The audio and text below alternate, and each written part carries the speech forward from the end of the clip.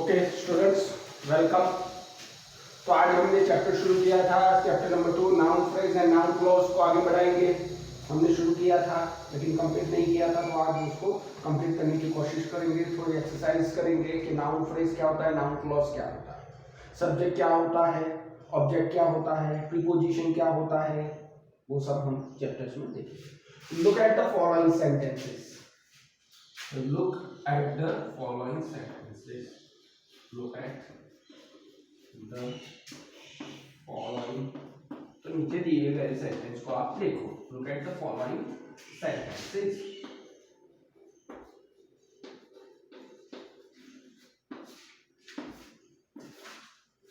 Number 1.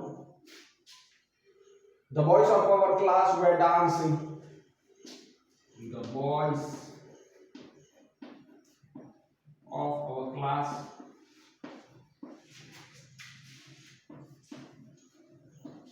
were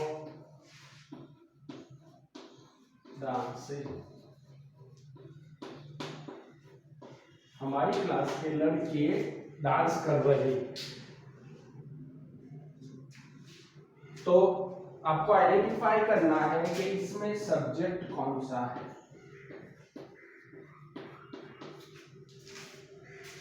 तो आपको underline करना है। हमको क्वेश्चन पूछा गया है कि भाई ये सेंटेंस दिया है, the boys of our class, लड़के, हमारी क्लास के लड़के डांस कर रहे थे, वर डांसिंग।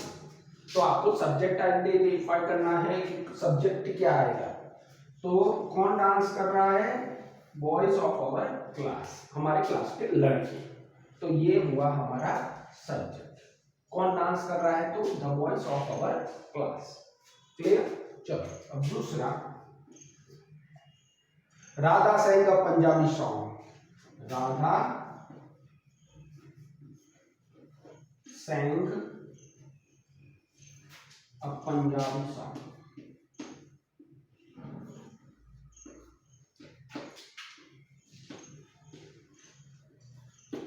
तो इसमें आपको आइडेंटिफाई करना है कि आपका ऑब्जेक्ट कौन सा है। ऑब्जेक्ट तो राधा हुआ subject, sang it's an action, verb हुआ गाने का, तो वो हुआ हमारा वर्ब, और a Punjabi song is your object. जो बचता है वर्ब के बाद, जो कुछ भी बचता है उसे हम ऑब्जेक्ट कहते हैं। इसे हम सब्जेक्ट कहते हैं, इसे वर्ब कहते हैं। वर्ब होता है हमारा एक्शन, खाना पीना, गाना, सोना, सुनना, कूदना, लेने, और बाकी जो बचा है वो हमारा ऑब्जेक्ट है। क्लियर बच्चों। पहले में हमने कहा कि हमारा the boys of our class were dancing, हमारी क्लास के लड़के डांस कर रहे थे।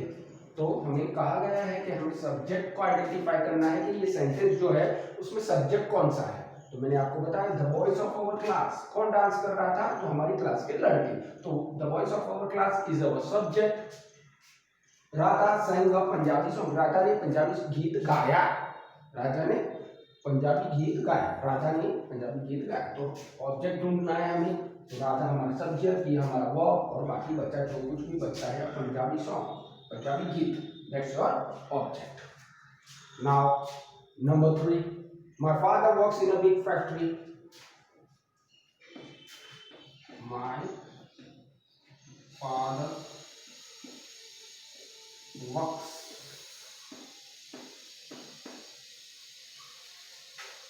in a big factory.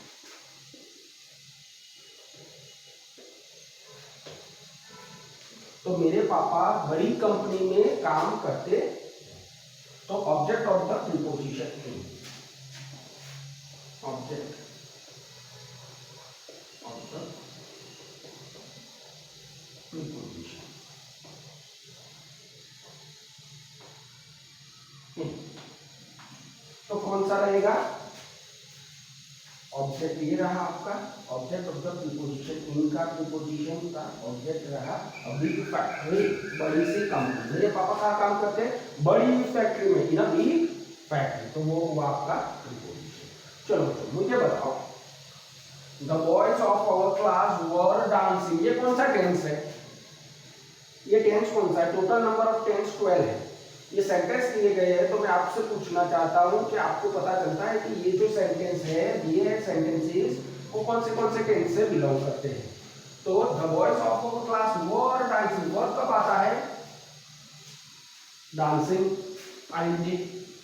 तो ये बच्चों, ये जो टेंस है वो हमारा पास्ट कंटिन्यूअस टेंस है। कौन सा है? पास्ट कंटिन्यूअस टेंस है, क्योंकि पास्ट कंटिन्यूअस में आपको वॉज और वर लगाना होता है। एक से ज्यादा रहे तो वर लगाना है, बीच में वॉज लगाना है। I was. Radha sang Punjabi song. जब सेंग वर्ब आता है तो आपको तुरंत पता चल जाता है कि पास्ट टेंस है, क्योंकि आईएनजी तो है नहीं। सिंगिंग का सॉन्ग होता तो आप पास्ट कंटिन्यूअस लगा सकते हैं, लेकिन सीधा दिया है राधा सेंग पंजाबी सॉन्ग। राधा ने पंजाबी गीत गाया, तो सिंग का सेंग हो गया, that means it's your past tense. कौन सा है? Past tense. My father works in the big factory. मेरे पापा बड़ी कंपनी में काम करते हैं, तो it's your present tense. Okay, my father, मेरे पापा। When you put verb, verb के बाद एस और एस लगता है निषेध के लिए। मेरे पापा, तेरे पापा है, कोई और नहीं है साथ में, मेरे पापा। तो फादर एक है, तो उसके लिए एस लगता है वर्ब के बाद। ये सिंपल आइडिया दिया मैंने। ये सेंटेंसेस थे, तो मैंने आपसे पूछ लिया कि ये टेंस कौन से सेंटेंस कौन से टेंस से बिलोंग करते हैं। The boys of our class were dancing, तो आपको सब्जेक्ट ढूंढना था, तो मैंने आपको बताया शुरू में सब्जेक्ट आता है, फिर वर्ब आता है, फिर ऑब्जेक्ट आता है।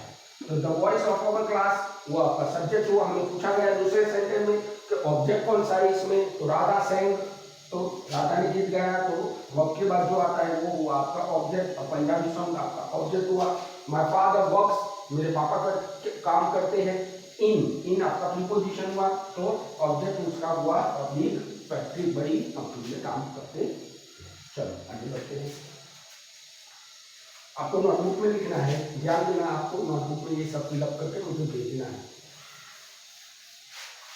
Let's move to some of the more examples. याद रखना है बच्चों, टेंसेस नहीं बोलना है, tenses. If you want to speak English, good English आपको बोलना है। You want a good job, English is compulsory. Try to speak in English. चलो, अब जो सेंटेंसेस में लिखने वाला हूं उसमें आपको पहला सेंटेंस जो है उसमें आपको ऑब्जेक्ट फाइंड आउट करना है। We enjoy playing cricket.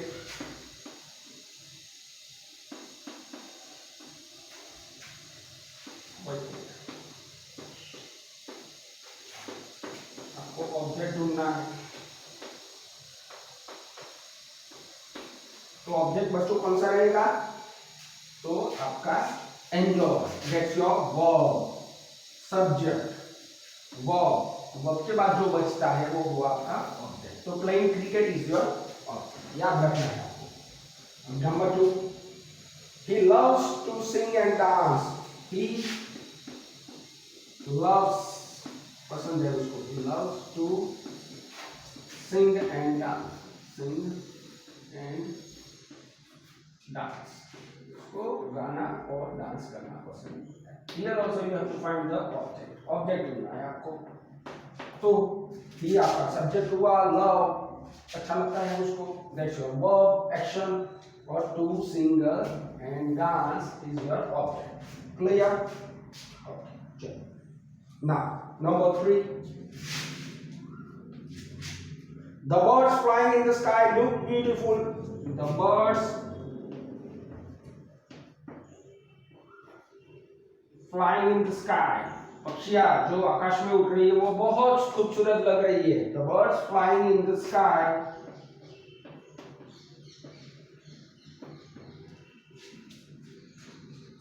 look beautiful.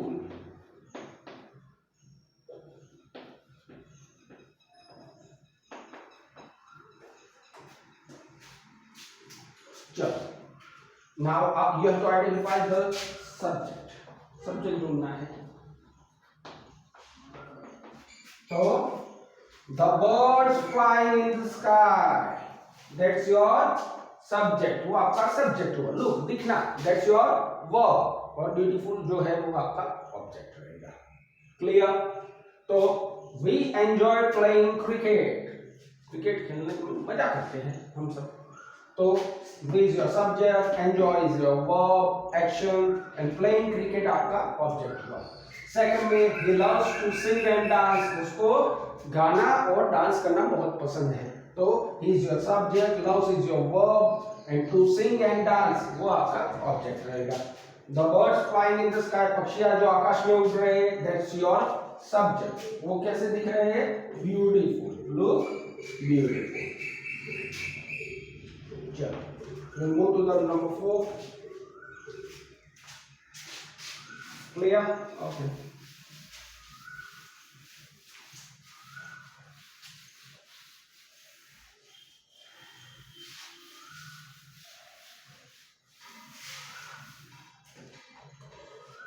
Number 4. Roaming about in the rain made me ill.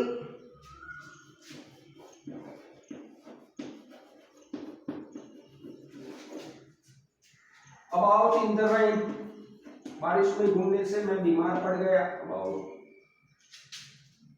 in the rain, बारिश में घूमना फिरना, रोम करना।